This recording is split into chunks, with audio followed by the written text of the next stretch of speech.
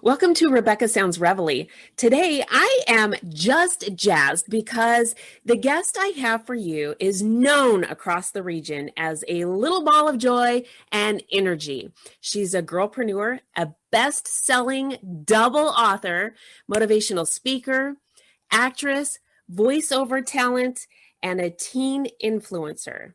And she may come in a small package, but I've got to tell you, her ideas are revolutionary.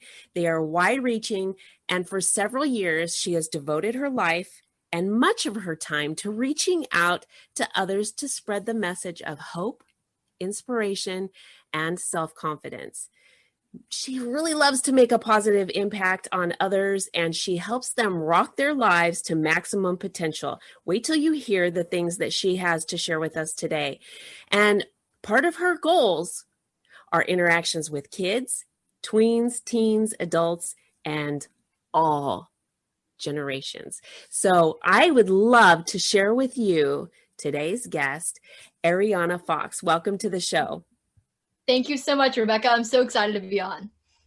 I am just jazzed because you have just got it going on. I've got to tell you, the audience, when they hear all of the different things that you're about, that you've had going, I think they're going to be amazed because you've done numerous commercials, you've been a lead, you've had voiceover talent in a lot of different areas, and you're young, you're making this happen, and all of these things are laying a great foundation for your career in entertainment.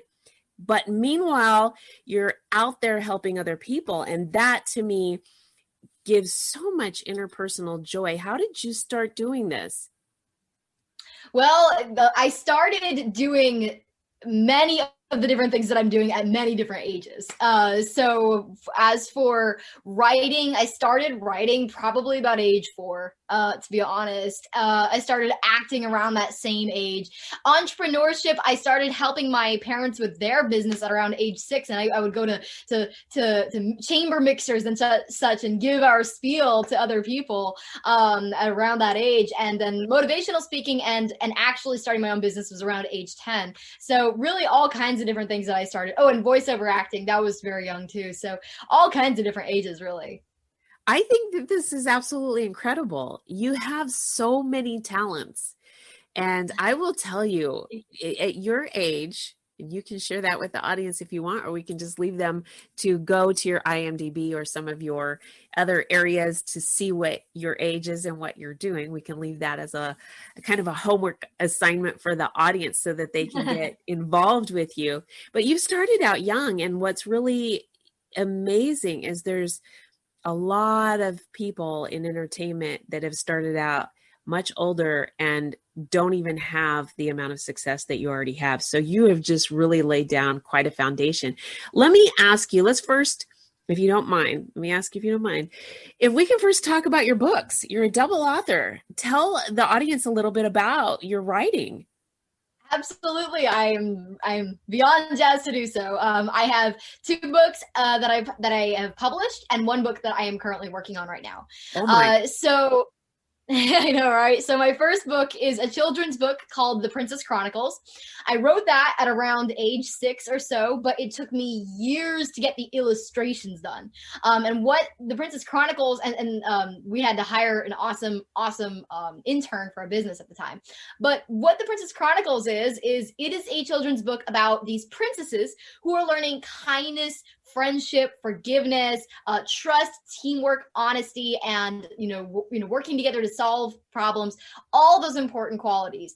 And I wrote this because I wanted other kids, and especially girls, because princesses, I wanted them to know even princesses aren't perfect, and even princesses have stuff to learn, and that you can learn too. And so I wanted to do that.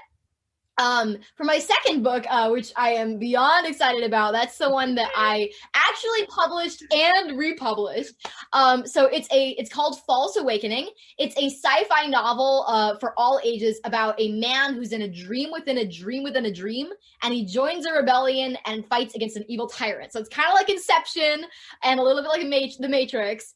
and it is awesome. So I published that at around age 12-ish, but actually last year in August I republished it with our current publisher, Third Coast Books, for False Awakening. And once I did that, get this, once we did that, it ended up becoming an Amazon best-selling novel.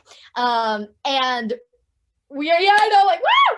We're beyond jazzed. And even more exciting than that, with False Awakening, we were also able to secure a contract for it to become a movie.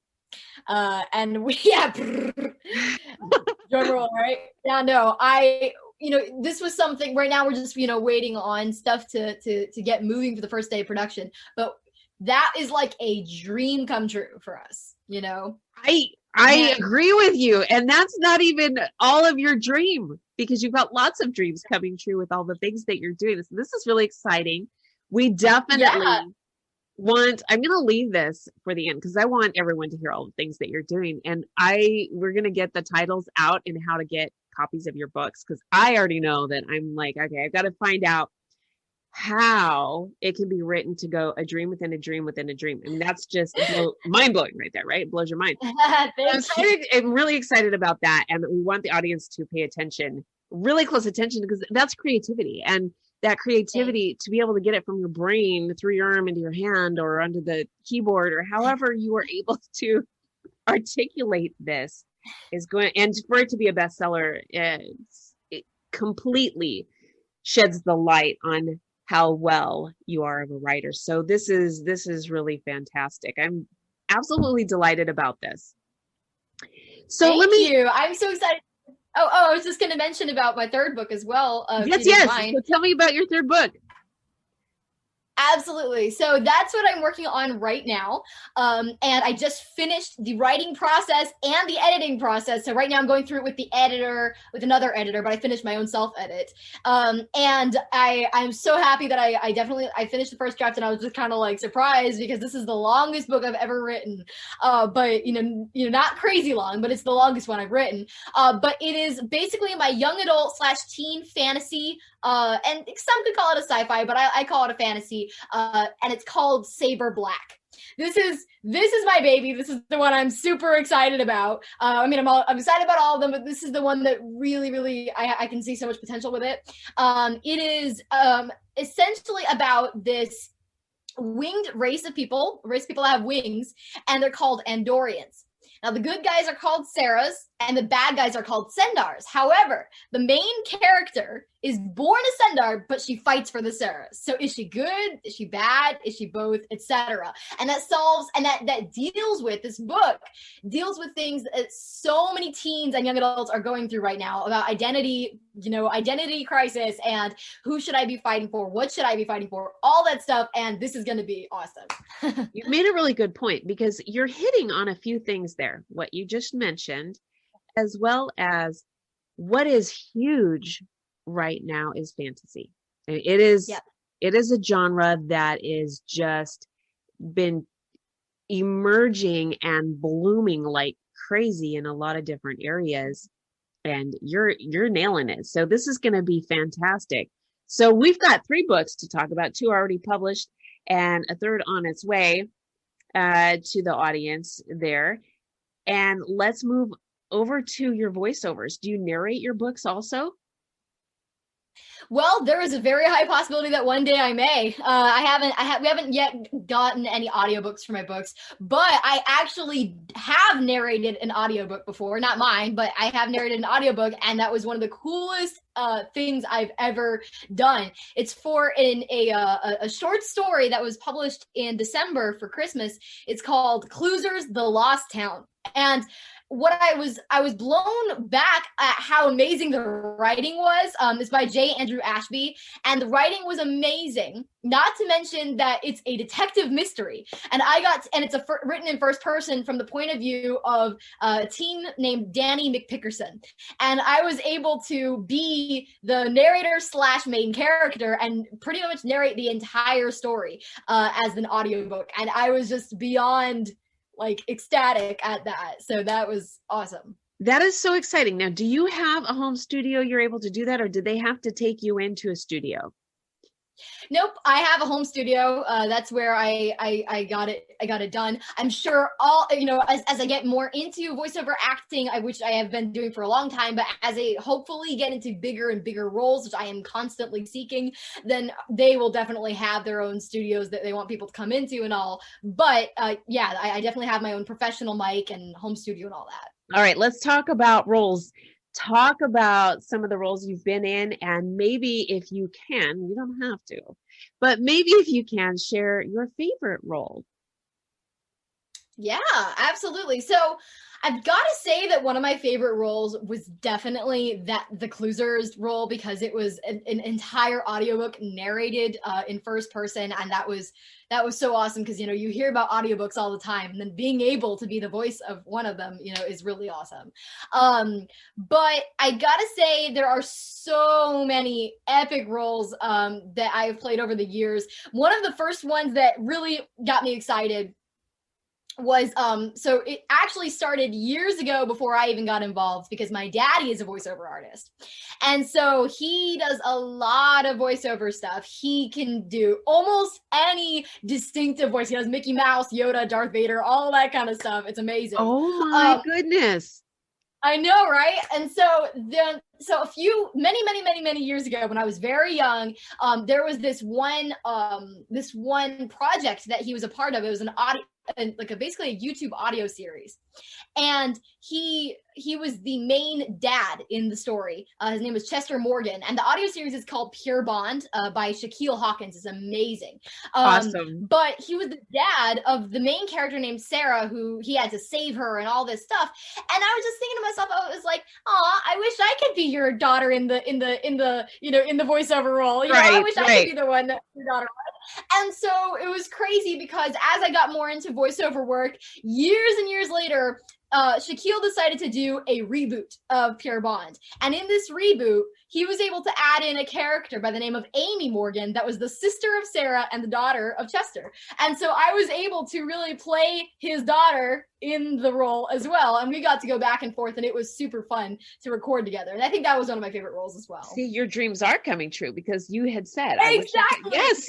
You're making it happen. This is, It's kind of like if you wish it's happening. I mean, this is just amazing. Yeah. You're doing so well, and you're enjoying the roles. I can tell you love what you're doing. And you also do motivational speaking. Yes, absolutely. Tell me a little bit about this, because one of the things that is the most important part of the show is that the audience is able to acquire hope, inspiration, motivation, resources, things that will bring joy to their life and make their lives move in a healthier direction. And you're doing that along with doing what you love. And I want you to share with the audience about that so that they can embrace that as well. You're an influencer. Thank you. Thank you very much. You're welcome. So yeah, absolutely. And I've actually got a really interesting short story to share. I love it. I'm ready. So it's really, really interesting when I've always, ever since I was young, I had two passions that I knew of. All right. One, to write. I always wanted to write. The second was to inspire people. Problem was, when I was younger, I didn't quite know how. I was super young. I didn't really have a lot of people that I knew other than maybe, entrepreneurial professionals that we would meet or something, or people in games I played. But I was like, how can I inspire people, through games or mixers? And so years later, when I was around 10 years old, I woke up one day and my parents had this brilliant idea. They said, "Oh my goodness, what if you become a motivational speaker and are able to inspire people through speaking events?" And I was like, yes, because that culminated with the passion that I had. Now, here's the interesting part. Years later, probably when I was about maybe 13 years old, I had an awesome opportunity to speak at the Lake Forest High School here locally to over 600 students at a high school. And one thing that was interesting was while I was preparing for this, I got through a sort of phase. I was in the sort of phase where I felt, you know what, maybe I should just give up. I was at the time. Yes. At the time, I was working so hard. There was so much to memorize. I had to memorize things. And I was like, okay, I'm not even getting paid a whole lot for this. There's not really much of a reward. What even is the reward? And I was like, yeah, maybe I should just not worry about speaking. And I was like, all right, maybe I should just give up. And we thought about it for a while. And then my parents helped me realize, and I thought about it too, and I thought, oh my goodness, wait a minute though. This isn't about me. This is about the people that I'm inspiring and motivating. If I were not to speak to those high school students, then they would not be given that spark, that seed, that hope. And so I had to remind myself, okay, this is not about me. This is about inspiring and helping others. And come to find out, when we ended up doing the speaking event, my daddy filmed some testimonials from people, and their testimonials blew me away. They were like saying how inspired they were, how energized they were from the things that my parents and I had put together, and the way I said stuff. And I was just like, wow. Who would have thought it? What if, if I had given up then there would not be that inspiration there. And so that was, it was interesting because I had rarely ever felt like giving up on something before. And I have a similar experience with acting as well, but it was just something that was really interesting because I was able to share with others. Don't think just about, okay, what's going to benefit me. You've also got to think about how you're going to be able to help others. So I think you really nailed it though. There was a couple of things that you said in this that are really important that I want to share and really bullet point for you. You already done this, but just in these two things. One, it's not about me. And we live in a world where everything seems to be about me. We live in selfies and what about me? Listen to this. And when we start thinking about how we can serve others or how this benefits someone else, you go right to the top when that happens. When you put up people above you in a different view, it really does help you rise. So that's the first thing. And the second thing is you were able to persevere when you felt like giving up. And often there are times in different intervals through our life in things that we're doing where we feel like I can't do this anymore.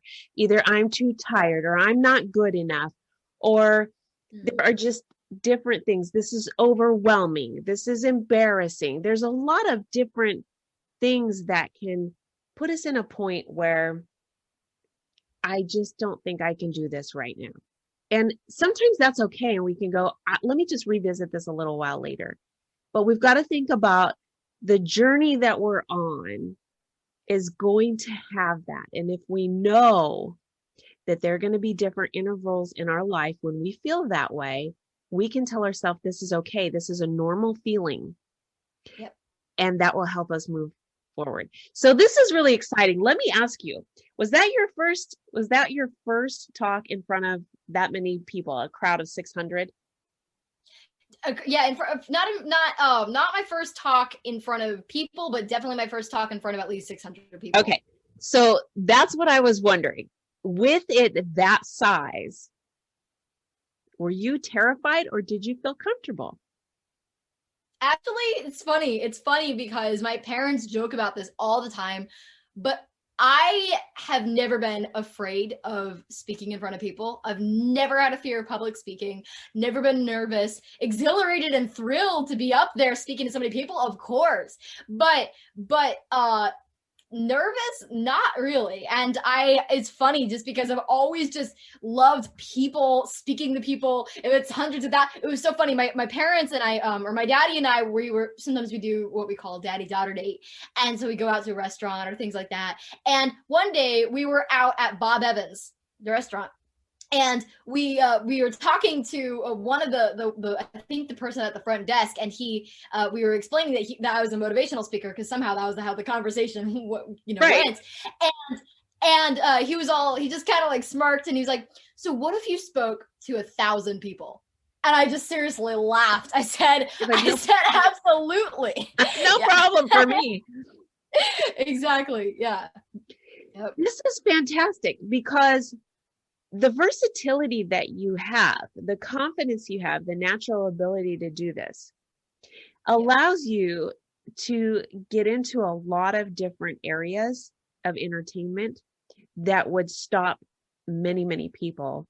And it also tells me how willing you are to be equipped with new training or moving on to doing things that will just help you project better or make your reach and achieve your goals in the way that you want them to. And I love this. Your attitude is phenomenal. The things that you're doing is fantastic. And you love it. You can hear it and you can see it in you. And this is just tremendous. Aside from your book, what other things do you have going on? The ones, that's going to be coming out soon. Things that are going to be coming out soon.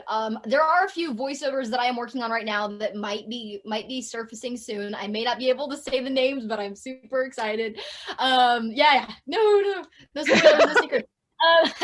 And then, of course, Saber Black, we have some major stuff planned for that. False Awakening, we are hoping we are hoping and we are we are believing that it will happen soon, the first day of production, because that will change our lives.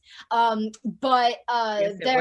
so that, but then also, really other than that, just many things just keep on going. I'm definitely open for all speaking and acting and such opportunities. Reach out. And of course, all the contact stuff will be at the end of this interview, but really, really excited and open for hopefully speaking to hundreds, maybe even hundreds of thousands, tens of thousands, etc.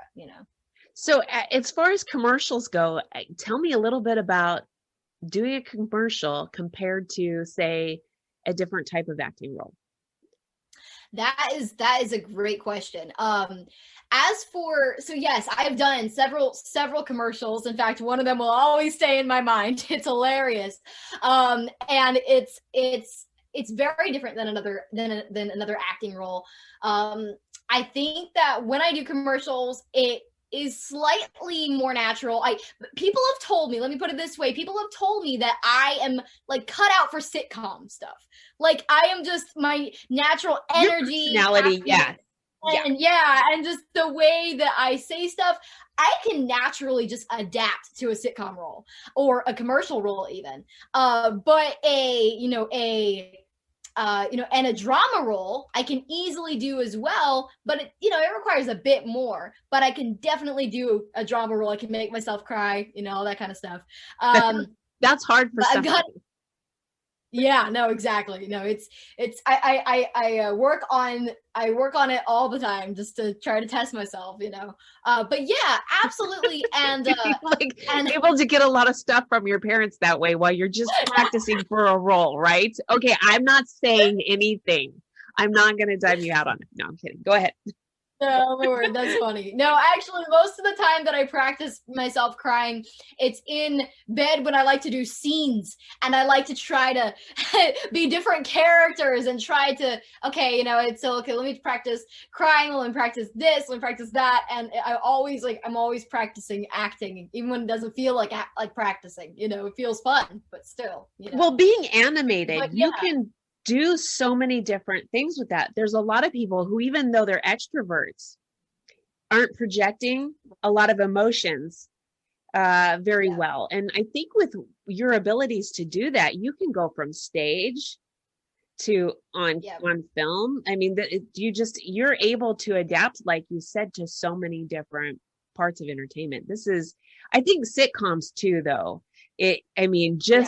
Because the way you can, your ability to be such a chameleon can project so well. And I think just from the way we've been interacting, the just the excitement that you have will be able to be portrayed really well that way. You'll have a lot of really good character roles that way, and it's pretty exciting. So, all right, so I know that you have a lot going on, and I want the audience to be able to follow you, because if they're following you now, your career is just gonna really be explosive, and you can bring your fan base with you. So I want the audience to be able to connect with you on many different levels.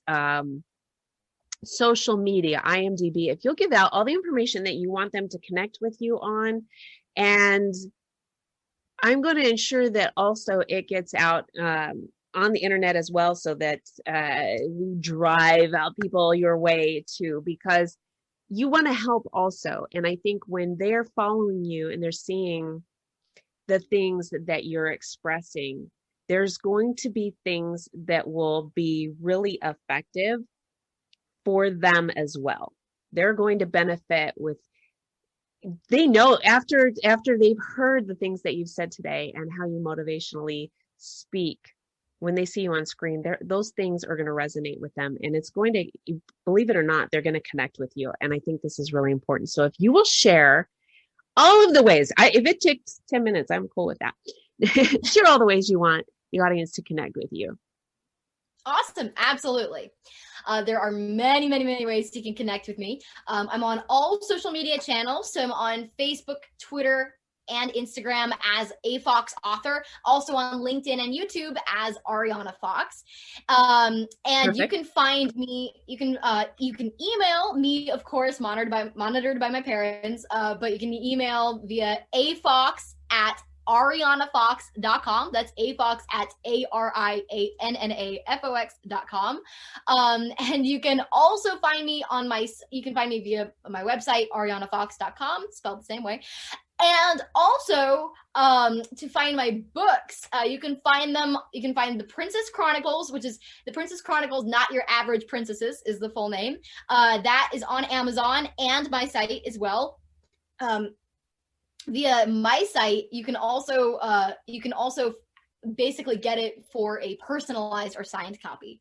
And then False Awakening as well. False Awakening, Is It a Dream or Reality, on Amazon, and then for a signed copy as well on my site, ariannafox.com. And Saber Black will hopefully soon be there. I love it. I think people go to Amazon and they want to follow the author there, and I think that's fantastic. But if they go to your site, they get a signed copy, and with where you're going, that's going to really be something. So we definitely want them to go to your site. All of the social medias. Yeah, definitely feel free to follow. And I'd love, definitely depending on the account and all that fun stuff, I'd love to follow back. I try to follow people back if I can. I'm not one of those people that's just kind of like, oh yes, I'm the queen, you're the peasants. I don't work like that. No, you don't. You don't. You said it earlier. It's not, you said it's not about me. So even though you're doing all these things and you're enthusiastic and you're embracing them and you're passionate, you love others, and it's really apparent. Thank you. I appreciate that. And I appreciate you being with us today. I want to thank you for sharing the things that you're doing and how you view things, your perception on things, and the passion that you have. I thank you for sharing that with the audience today. Yeah, you're very welcome. And thank you for giving me the opportunity to do so. Ooh, we're going to do some more, because every time you come out with something, I would love to share it. We definitely want to get all of the things that you have going out to the audience. So thank you again. You're very welcome. Thank you so much. And I want to thank all of you for tuning in to another episode of Rebecca Sounds Reveille, where we're always trying to deliver the best resources for you and the connections for you. Remember, you always can share this with your friends, family, and everybody that you know on social media, and everyone that you don't. Thanks for tuning in.